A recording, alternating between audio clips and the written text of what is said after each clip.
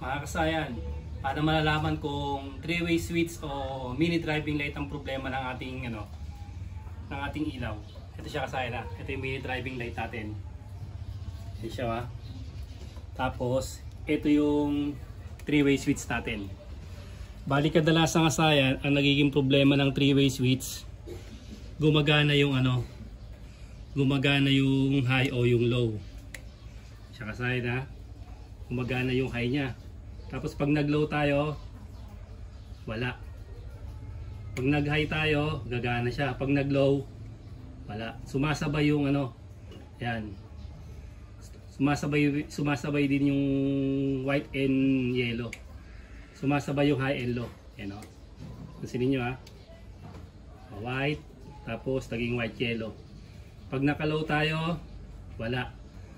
Pag naka-high tayo, meron. Ibig sabihin nga sa akin, merong negative yung natin. May negative yung mini driving light natin, kaya siya umiilaw. Ito yung three-way switch natin. Ganito gagawin nyo ha. Para malaman nyo kung sira ba yung mini driving light nyo o three-way switch lang. Kadalasan lang naman kasi pag napupundi yung napupundi yung MDL, yung isa lang ang hindi gumagana. Gagana yung high niya o gagana yung low. Isa lang sa kanya ang wala. Tatlo lang may ilaw. Isang low o dalawang high o dalawang low, isang high. Ito sa kaso naman ito, pansinin nyo ha. Yan, nagsasabay siya. Nagsasabay yung MDL natin yan, naka-off. Ganito kasayan yung paghanap ng paghanap ng common. Ang gagawin natin dito, halimbawa hindi nyo kabisado yung common. Ito yung three-way switch natin. Ayan siya, kaya nakailaw tayo ha.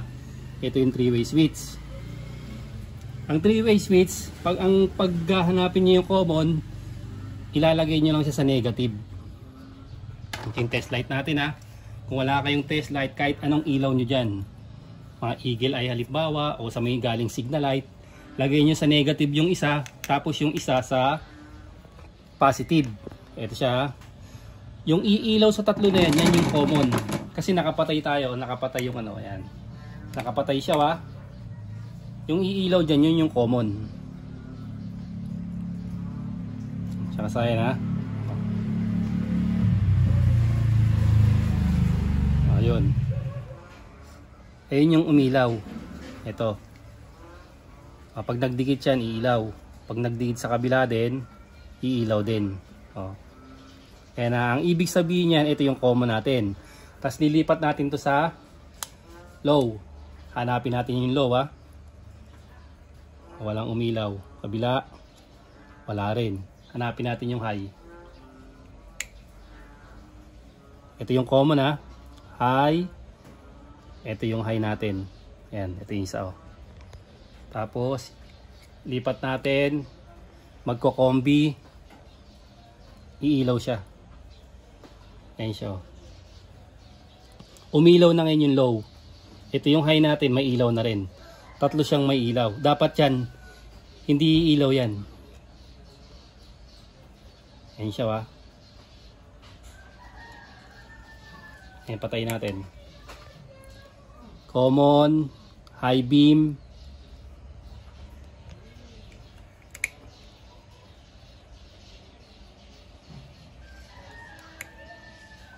Ayan, high beam natin, tapos low beam.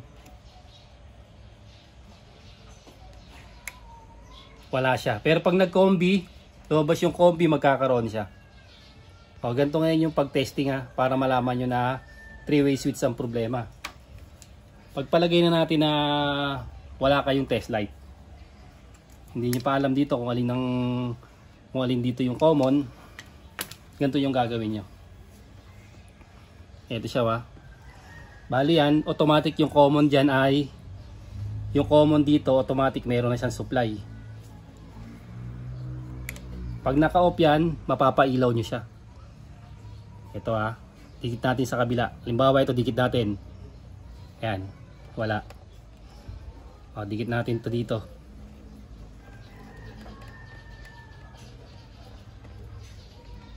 Ayan, kulay white. Ito, dikit natin dito.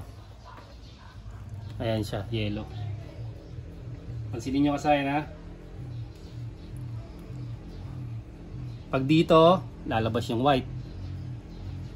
Ayan. Ilang white yung meron? Yung kabila meron?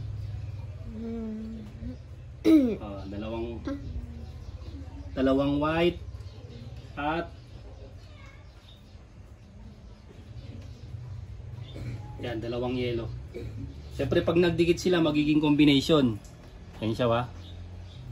Ayan. Pag nagdikit ganito yung wire, pag nagdikit sila, walang magiging problema. Kasi ang three-way switch ay puro sila positive. Pag nagdikit-dikit yan, iilaw yung high at saka iilaw yung low katulad yan. Saka pa lang sila magko-combination. O, ganito yung gagawin nyo ha. Pag ganito yung nangyari sa MDL nyo, ang ibig sabihin yan, ang sira niyan ay three-way switch. Minsan nakukuha pa sa ano, sa pag i-ano nyo lang siya, lalaro-laruin nyo lang siya. Lalo pag nai-stack. Yan siya ha. Combination ang lumalabas. Pag naka-high, naka-combination siya. Kaya pag tumindot ng konti yan, magiging combi, ganito, tingnan nyo. Ito, tutok mo dito sa akin. Ayan siya ba? Naka-low, wala. Pag naka-high, ayan na, naka-high ha. Pakita mo pati yung ilaw ha. Pagka nagulo natin ng konti, magko-combi siya.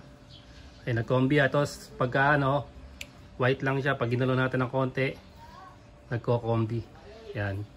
Ibig sabihin, ang sira nito ay three-way switch kasi gumana yung MDL natin. Ito yung MDL natin na gumana, parehas yan ha. Parehas gumana yung ating MDL. Pag naka-off yan, ito yung common, lagi may supply. Ididikit nyo rito. Lalabas yung white. Tapos dito, pag dinikit nyo, lalabas yung yellow. Ibig sabihin sa akin, ang palitin, hindi MDL, kundi three-way switch. Three-way switch lang yung papalitan o okay na kagad siya. O, kukuha ko ng three-way switch para makita nyo. Ito yung three-way switch natin kasi ano. Sana siya ba? Ito na yung gagamitin natin sa three-way switch.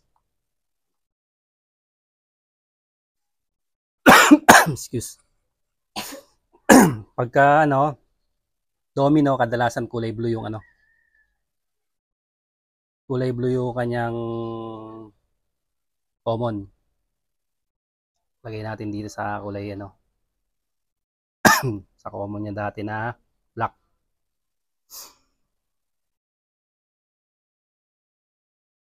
Tapos ito na yung high and low.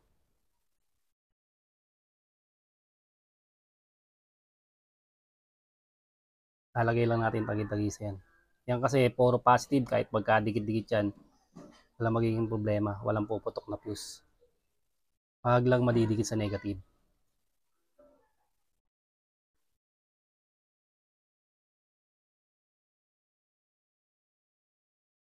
Wala tayong pasok ng Thursday.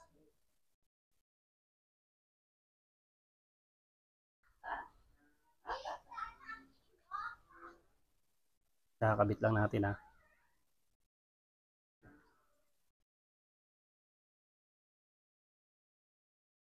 Tapos, titesting na natin. Ito na yung bagong three-way switch natin. Ayan na yung low natin. At ito na yung high. Low, high. Low, high. Off. Hindi nagagana yung ano natin ha. Ayan siya ha.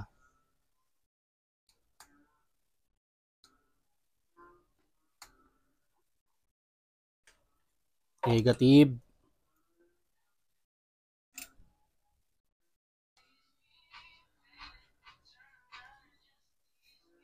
Ayan siya ha.